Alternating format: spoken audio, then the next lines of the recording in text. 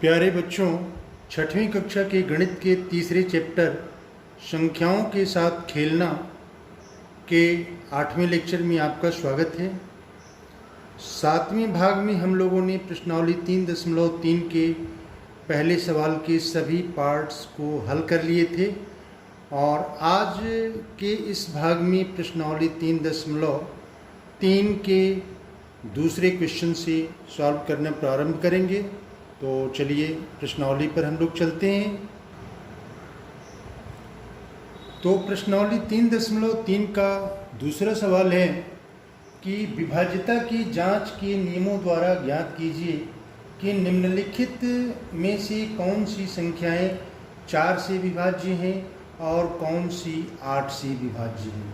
तो इसको ज्ञात करने के लिए हमें नियम याद रखना होगा कि 4 से विभाज्यता का नियम क्या है और 8 से विभाज्यता का नियम क्या है।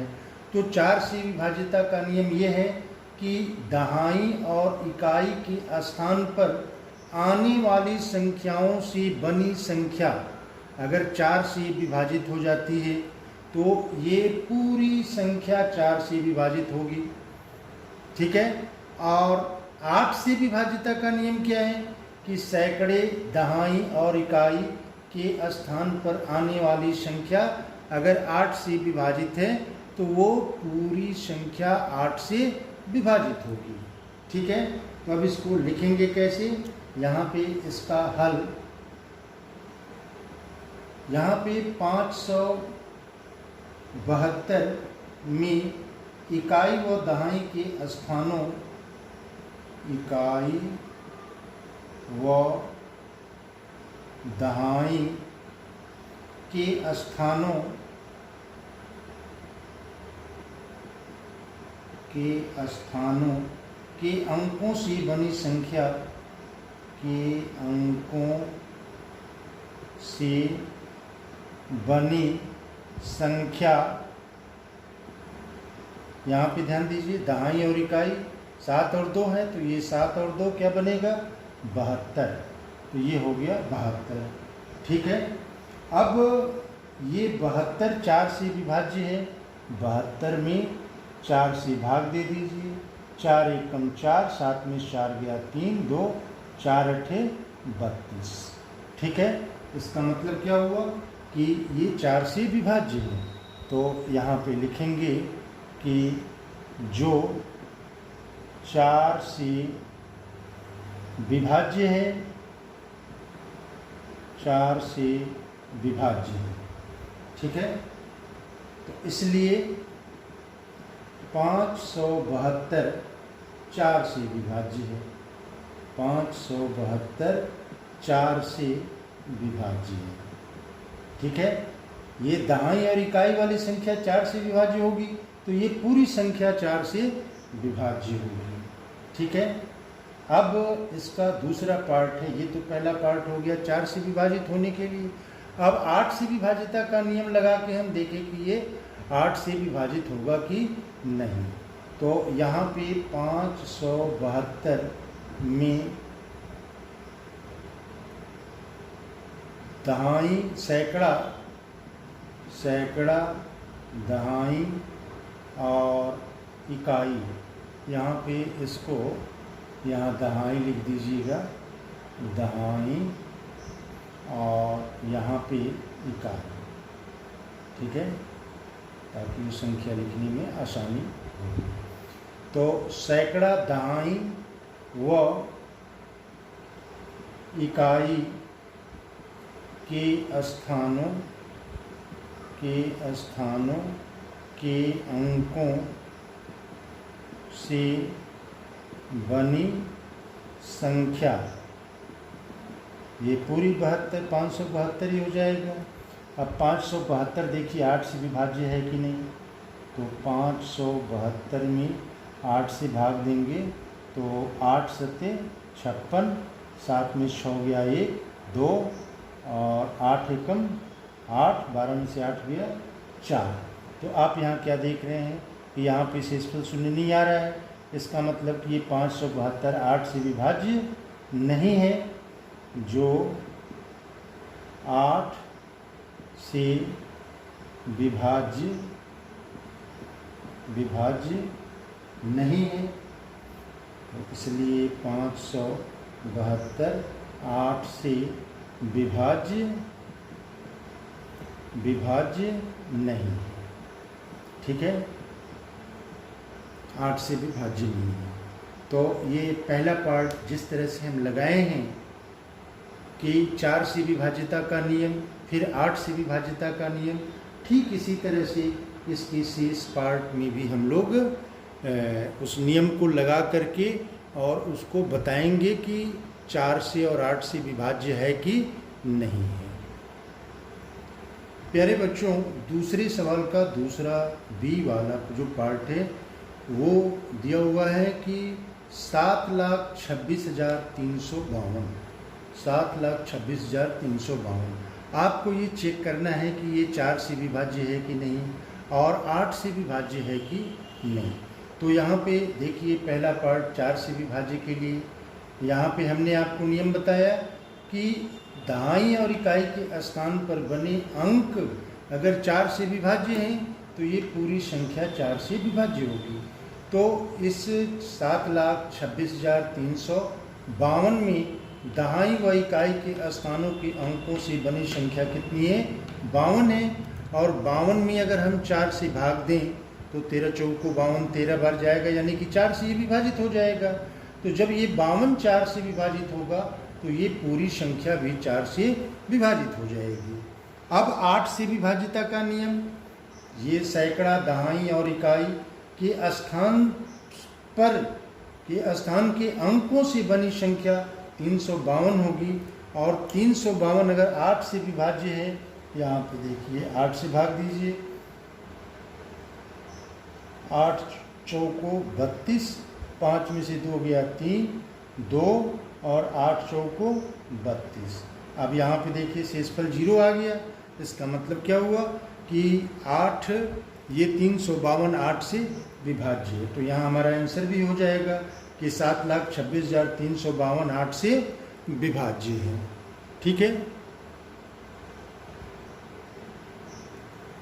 दूसरे पार्ट का सी है कि 5500 ये 4 से विभाज्य है कि नहीं, या 8 से विभाज्य है कि नहीं, ये चीज़ हमको चेक करना है।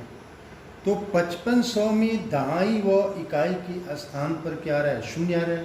तो हम ये नियम जानते हैं कि 4 से विभाज्यता का नियम ये होता है कि अगर या तो दहाई और इकाई के स्थान पर 0 आवे या दहाई और इकाई के स्थान पर आने वाले अंकों से बनी संख्या 4 से विभाज्य हो, तो वो संख्या पूरी संख्या 4 से विभाज्य होती है। तो यहाँ पे दहाई और इकाई के स्थान पर 0 है, तो हम डायरेक्ट लिख देंगे कि 5500 या 5500 4 से विभाज्य है। अब बात आई 8 से विभाज्यता के लिए कि 8 से विभाज्य है कि नहीं। तो यहाँ पे सैकड़ा, दहाई और इकाई के स्थान पर आने वाले अंकों से बनी संख्या 500 है। अब यह 500 8 से विभाज्य नहीं है, आप चेक कर सकते हैं। 8 से अगर हम भाग दें तो 8 छके 48, 10 में से 8 घटेगा 2, 8 दूनी 16, 10 में से 6 घटेगा 4। अब यहाँ देखिए भाग नहीं लगेगा, शेषफल 4 आ गया। इसका मतलब क्या हुआ कि 8 से विभाज्य नहीं है। तो जब 500 8 से विभाज्य नहीं है तो ये पूरी संख्या यानी कि 5500 8 से विभाज्य नहीं होगा। ठीक है। डी पार्ट है 6000। अब यहाँ पे ध्यान दीजिए कि दहाई और इकाई के स्थान पर 0 है। तो जब दहाई और इकाई के स्थान पर 0 आएगा तो वो संख्या 4 से विभाज्य होगी। ठीक है। या दूसरा नियम क्या था कि दहाई और इकाई के स्थान पर आने वाले अंकों से बनी संख्या 4 से विभाज्य हो, तब वो 4 से विभाजित होगा। अब यहाँ पे देखिए 8 से विभाज्यता के लिए, 8 से विभाज्यता के लिए यहाँ पे कितना है? 6000 है ना, 6000। तो इस 6000 में सैकड़े, दहाई और इकाई के स्थान पर क्या आ रहा है? 0 आ रहा है। इसका मतलब क्या हुआ, यहाँ पर भी वही नियम था कि अगर दहाई, ये सैकड़ा, दहाई और इकाई के स्थान पर शून्य आवे तो वो संख्या 8 से विभाजित होगी, या सैकड़ा, दहाई और इकाई के स्थान पर आने वाले अंकों से बनी संख्या 8 से विभाजित है तो वो पूरी संख्या 8 से विभाजित होगी। तो यहाँ पे 6000 में सैकड़ा, दहाई व इकाई के स्थान पर शून्य है, इसलिए 6000 8 से विभाज्य है, 6000 8 से विभाज्य है। ठीक है। दूसरे का ई पार्ट है 12159। तो 12159 में दहाई और इकाई के स्थानों के अंकों से बनी संख्या कितनी है, 59, 59। अब 59 4 से विभाज्य नहीं है, आप यहाँ चेक कर सकते हैं। 59 में 4 का भाग करिए, 4 एकम 4, 5 में 4 जा 1, 9 और 4 चौके 16, 9 में से 6 घटेगा 3, अब कोई संख्या नहीं है, शेष 3 आ गया। तो शेष जब 0 आता तब हम कहते कि ये 4 से विभाज्य है। तो इसका मतलब क्या हुआ, ये 59 4 से विभाज्य नहीं है। तो जब ये 59 4 से विभाज्य नहीं है तो ये पूरी संख्या 4 से विभाजित नहीं होगी। तो यहाँ हमने लिख दिया कि इसलिए 12159 4 से विभाज्य नहीं है। अब इसको चेक करें कि 8 से विभाज्य है कि नहीं। तो 12159 में सैकड़े के स्थान पर 1, दाई के स्थान पर 5 और इकाई के स्थान पर 9, इससे बनी संख्या 159। अब 159 भी 8 से विभाजित नहीं हो रहा है। 159 में 8 से भाग करिए, 8 एकम 8 और 15 में से 8 घटेगा 7, 9, 8 9 72, 8 9 72, 9 में से 2 गया 7। देखिए भाग नहीं जा रहा है। इसका मतलब क्या हुआ कि अब 159 8 से विभाज्य नहीं है, तो यह 12159 भी 8 से विभाज्य नहीं होगा। ठीक है। ये दूसरे का एफ है 14560। अब 14560 में 4 से हमको चेक करना है, 4 और 8 से। तो इसमें दहाई के स्थान पर 6 और इकाई के स्थान पर 0, यानी कि दहाई और इकाई के स्थान पर आने वाले अंकों से बनी संख्या 60 है। अब ये 60 4 से विभाज्य है कि नहीं है, देखिए यहाँ पे 4 एकम 4, 5 6 में 4 गया 2 0, 4 25 20, यहाँ देखिए 0 आ गया। इसका मतलब क्या हुआ कि ये 4 से विभाज्य है। तो जब 60 4 से विभाज्य होगा तो 14560 भी 4 से विभाज्य होगा। तो पहला तो क्लियर हो गया कि दी हुई यह संख्या 14560 4 से विभाज्य है। अब चेक करें कि ये 8 से विभाज्य है कि नहीं। तो उसका नियम, दहाई, ये सैकड़ा, दहाई और इकाई के स्थान पर आने वाले अंकों से बनी संख्या 560। अब ये 8 से विभाजित है कि नहीं, तो है। देखिए 560, 8 सत्ते 56, 0 0, यानी कि विभाजित है। इसका मतलब क्या हुआ कि 14000 ना, 14560, 14560 8 से विभाज्य है। ठीक है, 8 से विभाज्य है।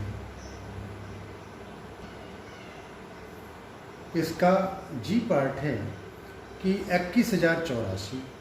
तो अब 21084 में दहाई व इकाई के स्थान पर देखिए 8 4 है, तो ये बना 84। अब 84 में 4 से हम भाग करेंगे तो विभाजित हो जाएगा। इसका मतलब क्या हुआ कि यह 84 जब 4 से विभाज्य है तो ये पूरी संख्या यानी कि 21084 भी 4 से विभाज्य होगा। अब 8 से विभाज्यता के नियम को हम टेस्ट करें तो 21084 में सैकड़ा, दहाई और इकाई के स्थान पर 084 आ रहा है।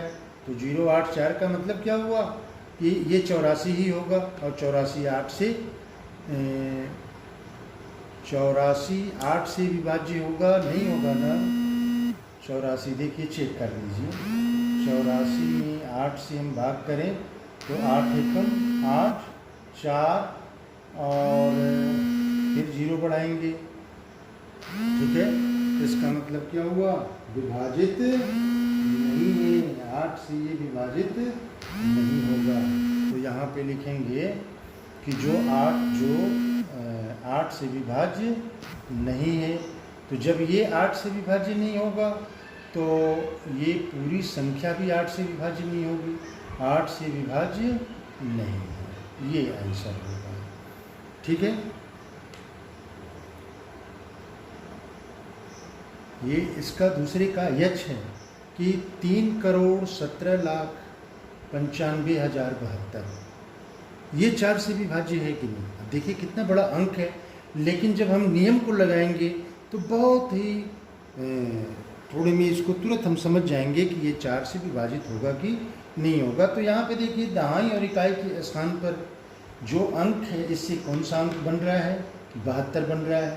अब 72 में 4 से भाग दीजिए, देखिए शेषफल 0 आता है, यानी कि 72 4 से विभाज्य है। तो जब 72 4 से विभाज्य है तो ये पूरी संख्या का मतलब कि 3,17,95,072 4 से विभाज्य है। अब इसको चेक करिए 8 से, तो यहाँ पे 8 से विभाज्यता का नियम क्या है कि सैकड़ा, दहाई और इकाई के स्थान पर आने वाले अंकों से बनी संख्या 8 से विभाज्य है। तो अब संख्या कौन सी बन रही है, 072। तो यहाँ हमने लिख दिया 072। अब ये क्या, 072 का मतलब क्या हुआ, 72, और 72 8 9 72 8 से विभाजित हो जाएगा, यानी कि ये जब 8 से विभाजित होगा तो ये पूरी संख्या यानी कि 3,17,95,072 भी 8 से विभाजित होगा। ठीक है, ये दूसरे का आई है 1700। अब 1700 में देखिए 4 से विभाजिता की जांच जब हम करेंगे तो यहाँ स्पष्ट दिख रहा है कि दाएं और इकाई के स्थान पर 0 है। तो हम नियम जानते हैं कि दाएं और इकाई के स्थान पर 0 आएगा तो 4 से विभाजित होगा। सैकड़ा दहाई और इकाई के स्थान पर 0 आएगा तो 8 से विभाजित होगा। तो यहाँ पे 1700 में दहाई और इकाई के स्थान पर 0 है, इसलिए 1700 4 से विभाज्य है। अब 8 के लिए चेक करें, 1700 में सैकड़ा, दहाई व इकाई के स्थानों के अंकों से बनी संख्या 700 है। अब 700 में अगर भाग दीजिए 8 से तो विभाजित नहीं होगा। इसका मतलब क्या हुआ कि जब ये 700 8 से विभाजित नहीं है तो ये आपका 1700 भी 8 से विभाजित नहीं होगा। ठीक है, दूसरे का लास्ट है 2150। तो अब 2150 को चेक करें कि ये 4 से विभाज्य है कि नहीं।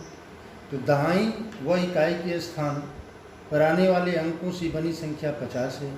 अब 50 में अगर आप 4 से भाग देंगे शेषफल 0 नहीं आएगा। इसका मतलब क्या हुआ कि ये 50 4 से विभाज्य नहीं है।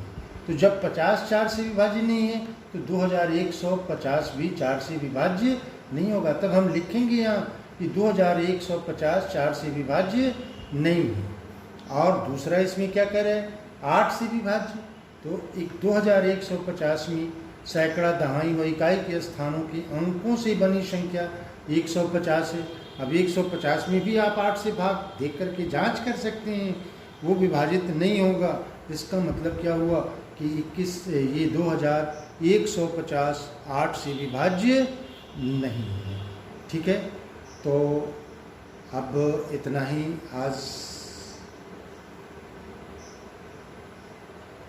आज के लेक्चर को मैं यहीं समाप्त करता हूँ, और